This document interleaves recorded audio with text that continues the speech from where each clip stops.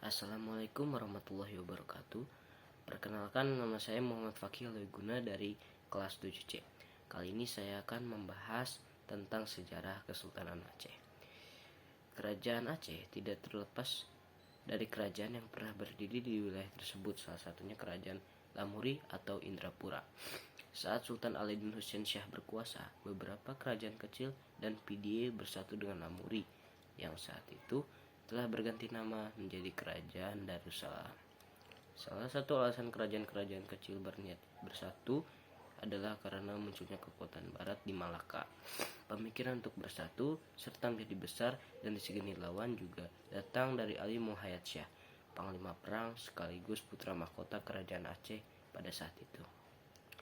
Lalu ada pemimpin atau pendiri Kesultanan Aceh yang bernama Sultan Alauddin Muhayyad Shah yang bertahta dari tahun 1514 sampai tahun 1530. Ada juga pemimpin paling terkenal di Kesultanan Aceh, yaitu Sultan Iskandar Muda yang memerintah kerajaan Aceh dari tahun 1607 sampai tahun 1636. Ada juga pemimpin terakhir Kesultanan Aceh, yaitu Daud Shah yang bertahta atau memerintah Kesultanan Aceh dari tahun 1878 hingga 1903. Aceh juga memiliki ciri khas, yaitu hukum adat mahkota alam, di mana pengangkatan sultan haruslah semufakat hukum dengan adat.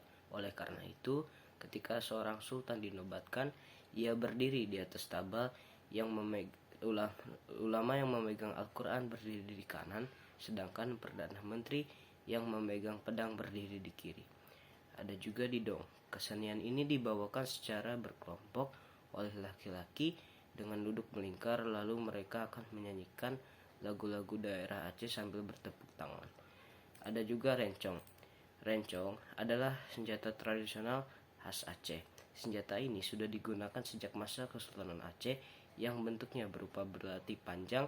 Selain digunakan untuk melindungi diri, rencong juga menggambarkan identitas dan keberanian pemiliknya. Aceh juga mengembangkan pola dan sistem pendidikan militer, berkomitmen dalam menentang imperialisme bangsa Eropa, memiliki sistem pemerintahan yang teratur dan sistematik, mewujudkan pusat-pusat pengkajian ilmu pengetahuan, dan menjalin hubungan diplomatik dengan negara lain. Kehidupan ekonomi. Dalam kejayaannya, perekonomian kerajaan Aceh berkembang pesat. Daerahnya yang subur banyak menghasilkan lada. Kekuasaan Aceh atas daerah-daerah pantai timur dan barat di Sumatera menambah jumlah ekspor ladanya. Penguasaan Aceh atas beberapa daerah di Semenanjung Malaka menyebabkan bertambahnya badan ekspor penting timah dan lada. Masa keruntuhan Kesultanan Aceh Darussalam. Pewaris ataupun pemimpin Kesultanan Aceh. Pewaris atau pemimpin di Kesultanan Aceh mengalami perpecahan internal kerajaan. Selain itu, keruntuhan Kesultanan Aceh juga dipicu karena Belanda ingin menguasai Pulau Sumatera. Pada akhirnya Kesultanan Aceh runtuh sejak tahun 1903. Salah satu faktor yang membuat Kesultanan Aceh mengalami kemunduran adalah krisis kepemimpinan. Setelah meninggalnya Sultan Iskandar Muda pada tahun 1636, Kesultanan Aceh mengalami konflik internal.